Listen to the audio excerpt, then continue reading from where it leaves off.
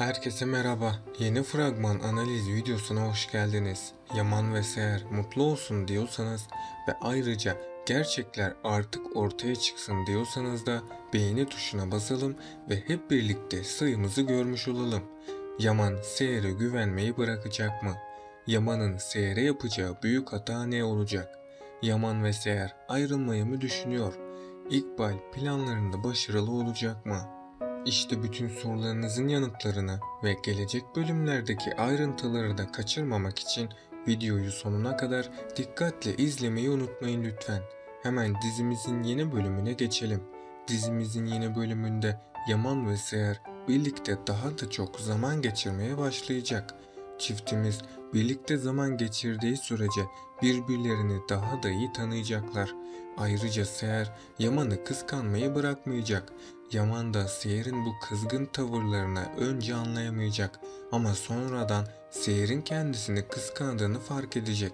Bunun üzerine Yaman bu durumdan hoşlanacak. Çünkü Seher'in kendisine aşık olduğunu anlayacak. Yaman bunu fark ettiğinde Seher'in kendisini daha da çok kıskanmasını isteyecek. Sonradan da Yaman sadece Seher'i sevdiğini ona açıklayacak. Yani çiftimiz arasındaki bağ Yaman'ın itirafıyla daha da güçlenmiş olacak. En son İkbal, Zuhal'i Seher hakkında sahte mektup hazırlaması için Londra'ya göndermişti. Zuhal bu sahte mektubu hazırlatacak ve Zuhal konağa geri döndüğünde tüm sahte kanıtları Yaman'a gösterecek. Sahte kanıtları gören Yaman ilk başlarda bunlara inanmayacak. Ama sonradan şüphelenmeye başlayacak. Seher'e olan şüphesi iyice arttığında ise tüm olanları Seher'e soracak. Seher de hepsinin gerçek olmadığını söyleyecek.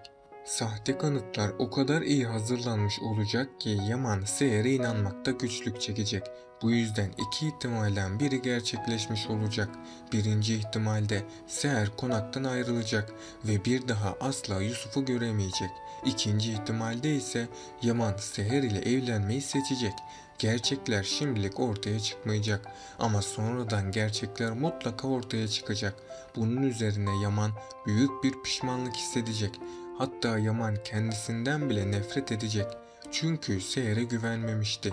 Bunun üzerine Yaman yaptığı hataları telafi etmek isteyecek ve bu sefer Seher ile gerçek bir evlilik yapıp bir daha asla onu bırakmayacak. Yani İkbal de sonunda başarısızlığıyla yüzleşmek zorunda kalacak. Diğer yandan ise İbrahim Kara'dan uzak durmasını istiyor. Ama tamamen ona aşık olmuş durumda. Ama Ali İbrahim'e Kara'dan uzak durmasını emretti. İbrahim kalbinin önüne geçemediği için Kiraz ile işbirliği yapacak ve Kara'yı etkilemek isteyecek. Ama Ali Kiraz'ın yine sözünü dinlemediğini görürse bu sefer iyice sinirlenebilir. Çünkü Ali her defasında Kiraz'ı uyarıyor ama Kiraz da bu uyarıları pek dikkate almıyor. Bu olaylar yüzünden Ali ve Kiraz arasındaki sorunlar artacak. Sonradan Ali her şeye rağmen Kiraz'ı affedecek. Bunun üzerine çiftimiz arasındaki sorun da çözülmüş olacak. Peki sizce Yaman her şeye rağmen Seher'e inanacak mı? Aşağıda yorumlarınızı bekliyorum. Önümüzdeki bölümde Yaman ve Seher birlikte daha da çok zaman geçirmeye devam edecek. Düğün hazırlıklarına devam eden çiftimiz zamanla birbirlerine olan aşkları da katlanacak. Hatta sevgililer günü de yaklaşıyor. Yaman da Seher'e sürpriz hediyeler verecek. Yaman tam da Seher'in çok seveceği hediyelerden alacak. Çünkü Yaman Seher'in en güzel şeyleri hak ettiğini biliyor. Bu yüzden Yaman her defasında Seher'e aşkını itiraf etmenin yollarını bulmaya çalışacak. Tabi Seher de bu sürprizlerle kendisini çok mutlu hissedecek. Ama bu mutluluğu kıskanan İkbal ve Zuhal planlarını uygulamaya koyulacaklar elbette. En son İkbal ses kaydını ayarlamıştı. Tüm sahte kanıtlarını hazırlayan İkbal bir saniye bile geç kalmak istemeyecek ve hemen Yaman'a bu sahte ses kayıtlarını ve mektupları gösterecek. Yaman ilk başta tüm bunların ne olduğuna bir anlam veremeyecek ama sonradan Yaman'ın şüpheleri artacak. Mektup ve ses kayıtlarını inceleyecek. Eğer Yaman bu sahte kanıtlara inanırsa büyük bir hata yapmış olacak. Çünkü gerçekler düşündüğü gibi değildir.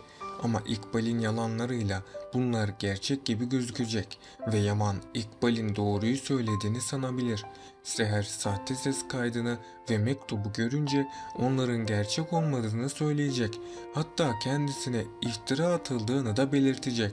Seher bu iftiralara dayanamayıp konağı terk edecek. Yani Seher'i zorlu günler bekliyor. Çünkü Yaman kendisine ihanet edildiğini düşünecek. Seher de Yusuf için tüm bu yaşananları unutmak isteyecek. Sonradan Yaman gerçekleri öğrenecek ve Yaman büyük bir hata yaptığını anlayacak. Ama Seher'in Yaman'ı affetmesi hiç de kolay gibi gözükmüyor. Ayrıca yakında İkbal ve Zuhal de yaptıklarının cezasını çok ağır bir şekilde ödeyecekler. Çünkü onların gerçek yüzü ve kötülükleri birer birer ortaya çıkacak. Özellikle onların kötülüklerini Cenger ortaya çıkaracak. Bunun üzerine Yaman onların cezasını çok ağır bir şekilde verecek. İbrahim ve Kara da yakında birbirlerine duygularını itiraf edecekler. Çünkü İbrahim Kara'ya aşık oldu ve Kara da İbrahim'e bir şans verecek. Ayrıca bir sürpriz daha bizleri bekliyor. Ali ve Kiraz da nihayet sevgili olacaklar. Yani dizimizde yeni sürprizler bizleri bekliyor. Hatta yakında Ali ve Kiraz birlikteliklerini herkese itiraf edecek ve ani bir evlenme kararı alacaklar. Diğer yandan ise Seher ve Yaman evlenecekleri için çok mutlu olacak ama onları bu yolda büyük bir tehlike bekliyor. Eğer onlar bu tehlikenin farkına varmazlarsa ilişkileri kısa sürede sonlanabilir. Hatırlarsanız İkbal önceki bölümlerde yeni bir plan daha yapmıştı. Seher de evlilik sözleşmesinde yazılanları okumadan imzalamıştı. Eğer Yaman evlilik sözleşmesinin içeriğini okursa bu duruma çok üzülebilir. Sonrasında da Seher'in kendisine böyle bir şey yapacağına inanmak istemeyecek. Çünkü evlilik sözleşmesinin içinde sözleşmenin 6 ay geçerli olduğu yazıyordu. Seher'i artık büyük bir tehlike beklemekte. Seher, Zuhal ve İkbal'i affederek çok büyük bir hata yapmış oldu. Yaman sözleşmeden dolayı Seher ile evlenmekten vazgeçebilir. Ama büyük ihtimal ile Yaman sözleşmeyi şu anlık fark etmeyecek. Sonrasında da Yaman Seher ile evlenecek.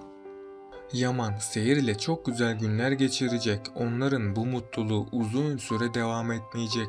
Yaman sözleşmedeki maddenin farkına varabilir. Sonrasında da Yaman Seher'i konaktan kovabilir. Seher de İkbal ve Zuhal'e güvenmenin cezasını çok ağır bir şekilde ödemiş olacak. Yaman Seher'in kendisinden gizli işler yapmasından şüphe duyuyor. Ardından Zuhal'in planları da işin içine girince Yaman'ın şüphesi daha da artmış olacak. Zaten sonradan İkbal'in sahte kanıtları Yaman'a göstermesiyle her şey değişecek. Çünkü Yaman bu sahte kanıtlara inanacak ve Seher'in bir para avcısı olduğunu sanacak.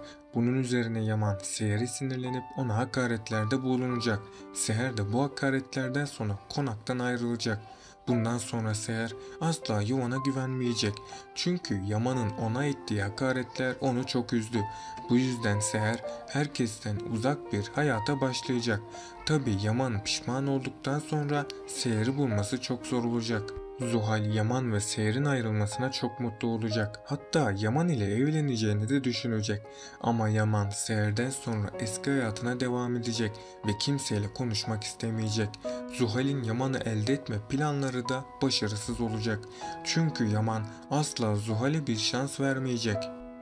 Bu analiz videomun da sonuna geldik arkadaşlar. Bunun gibi videoların devam etmesini istiyorsanız kanalıma abone olup bu videoyu beğenerek bana ve dizimize destek olabilirsiniz. Sonraki videolarda görüşmek üzere, hoşça kalın.